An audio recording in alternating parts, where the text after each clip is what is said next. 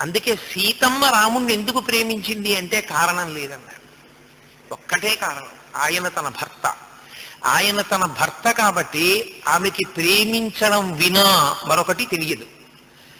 జీవితాంతం అంతే సీతమ్మకి తెలుసున్నది. అందుకే సీతమ్మ లాంటి తల్లి, సీతమ్మ లాంటి వ్యక్తి ఇక అసలు ఈ భూప్రపంచంలో ఉండదు. మా అమ్మ సీతమ్మకు సీతమ్మే సాటి. అబ్బా, ఇల్లాలుగా ఆ దాంపత్యం, ఆ పాతివ్రత్యం, ఏమి సహనం, ఏమి మర్యాద.